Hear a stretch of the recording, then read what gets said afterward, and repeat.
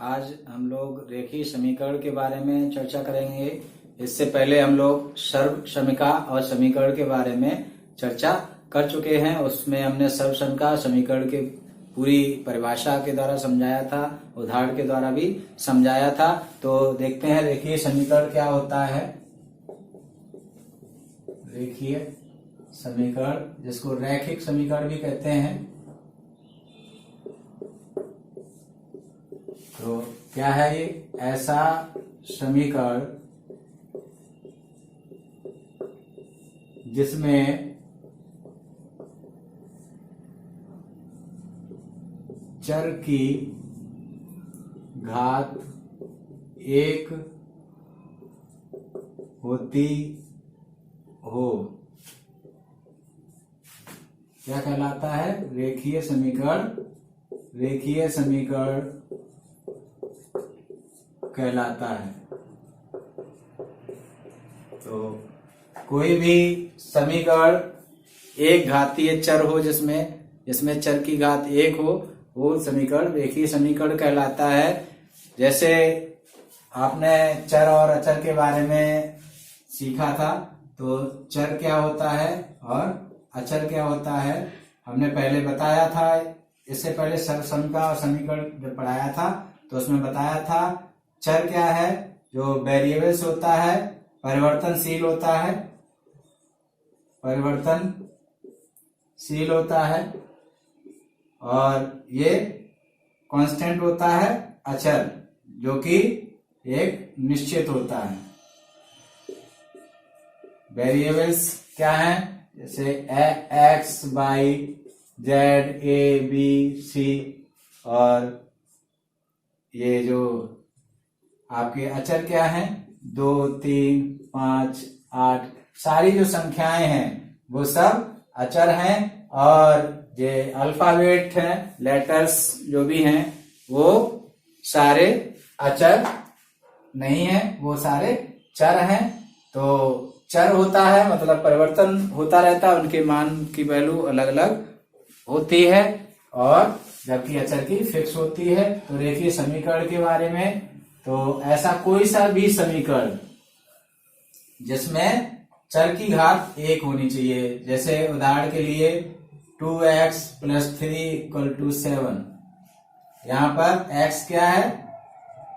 चर, और 2, 3, 7 ये अचर है।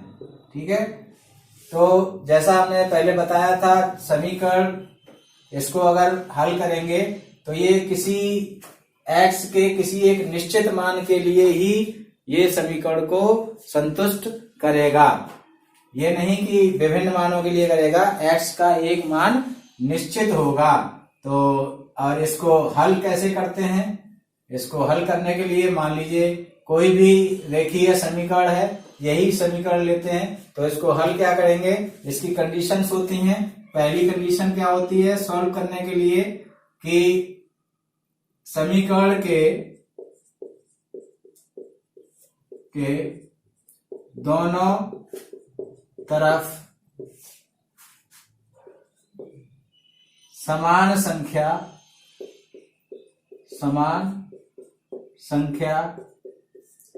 से गुणा करने पर समीकरण नहीं बदलता है। दूसरी कंडीशन, समीकरण दोनों तरफ का मतलब बाएं तरफ और दाएं तरफ, समीकरण के दोनों तरफ समान संख्या घटाने पर समीकरण वही रहता है। तीसरा क्या है? तीसरा समीकरण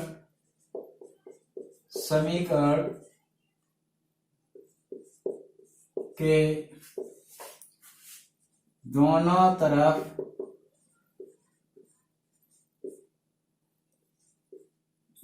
समान संख्या से भाग देने पर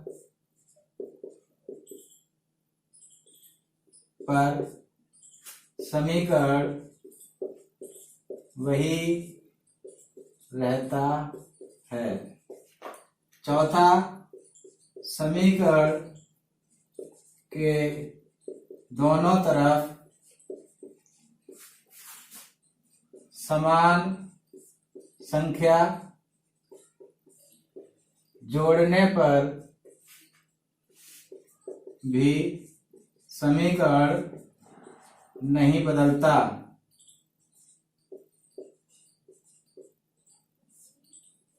ये रेखीय समीकरण की विशेषताएं हैं।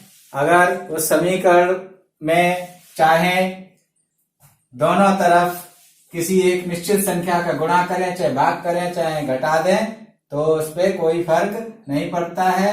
जैसे यहाँ पर 2x प्लस 3 प्लस 1 कर दें तो इधर भी 7 प्लस 1 करें वही रहेगा, या फिर 2x प्लस 3 मल्टीप्लाई बाई 2 कर दें तो यहाँ पर 7 मल्टीप्लाई बाई 2 होगा। ऐसे ही 2x प्लस 3 डिवाइड बाई 2 करेंगे तो यहाँ भी डिवाइड बाई 2 होगा, कोई असर नहीं पड़ेगा। इसी तरीके से यहाँ पर अगर घटा दें तो यहाँ पर भी घटा दें, समीकरण पर कोई असर नहीं पड़ता है।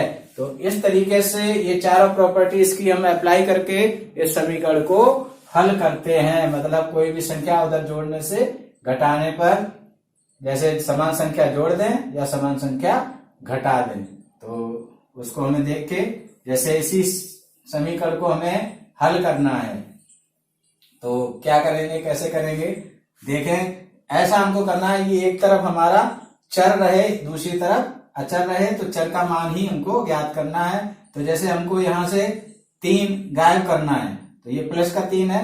अगर दोनों तरफ 3 घटा दें तो कोई समीकरण पर असर नहीं पड़ेगा।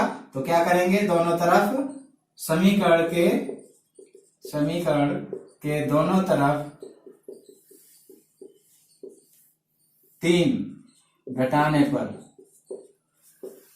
क्या आएगा, 2x प्लस 3 माइनस 3 7 माइनस 3, दोनों तरफ ये घटा दिया तो ये क्या आ जाएगा, इसमें से ये चला जाएगा, शून्य बचेगा, तो 2x इक्वल टू 7 में से 3 4 बचा। अब क्या करेंगे, समीकरण में दोनों तरफ 2 से, ये देखते हैं हमें केवल यहाँ पर चर रहना चाहिए और कोई अचर राशि नहीं रहनी चाहिए। तो 2 से भाग देने पर, तो 2 से भाग देंगे दोनों तरफ तो क्या आएगा हमारा, यहाँ पर 2x अपॉन 2 4 अपॉन 2, तो ये कट जाएगा, तो x इक्वल टू 2 दूनी 4। तो यहाँ पर x बराबर 2 इस समीकरण का हल है। ठीक है, इसको चेक कर लेंगे, अगर ये संतुष्ट करता है इसका मतलब हमारा उत्तर सही होगा। तो चेक कर लेते हैं, एक बार जांच कर लेते हैं, इसमें समीकरण में इसका मान रखेंगे। अगर दोनों तरफ बराबर आ गया तो लेफ्ट हैंड साइड बराबर क्या है, 2x प्लस 3 बराबर 2 इंटू 2 प्लस 3 4 प्लस 3 बराबर 7, राइट हैंड साइड बराबर 7। तो यहाँ पर left hand side equal to right hand side, यानी आपस में दोनों बराबर है, अतः ये संतुष्ट करता है समीकरण को। तो ये हमारा आंसर यहाँ पर हल है जो वो सही है। देखिए, समीकरण से हम दैनिक जीवन में बहुत सारे उदाहरण होते हैं, बहुत सारी समस्याओं का हल करते हैं। उसी के परिप्रेक्ष्य में हम आपका ही उदाहरण लेते हैं। मान लीजिए प्रश्न है कि प्रश्न क्या है, DLED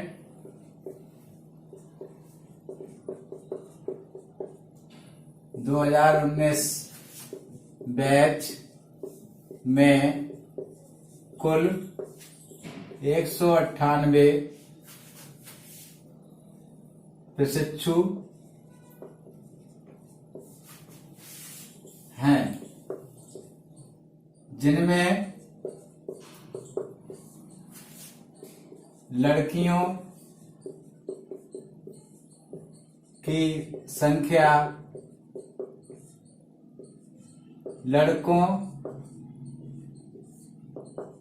की संख्या की 3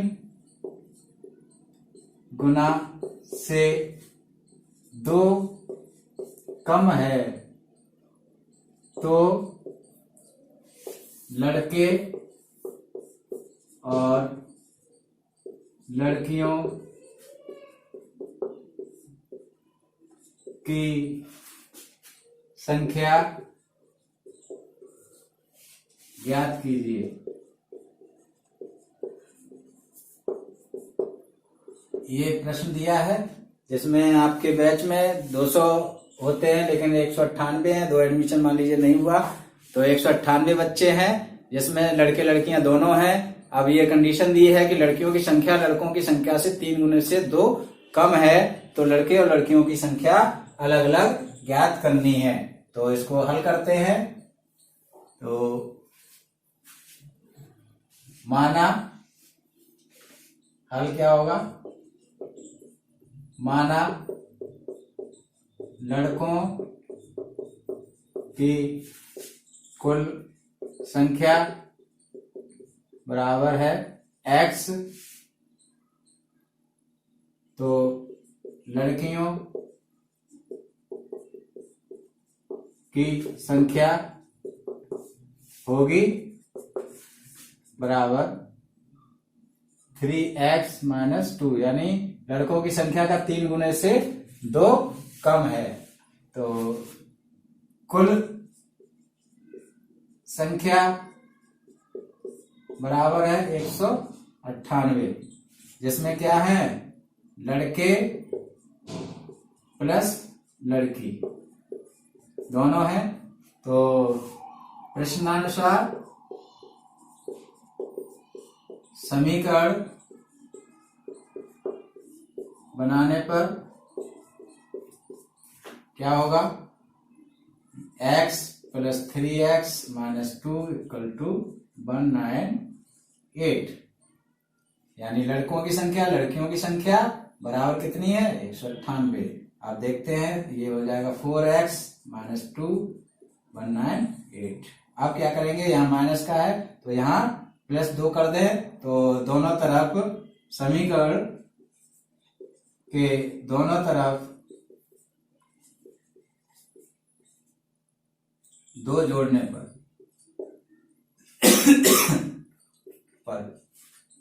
क्या हो जाएगा 4x - 2 + 2 198 + 2 तो क्या हो जाएगा 4x यहाँ 2 से 2 चला जाएगा 4x = 200 तो x = क्या हुआ यहाँ पर 4 से भाग देने पर दोनों तरफ 4 से भाग देने पर ये प्रॉपर्टी हमने बताई थी जो समीकरण को हल करने के लिए उसी का प्रयोग कर रहे हैं।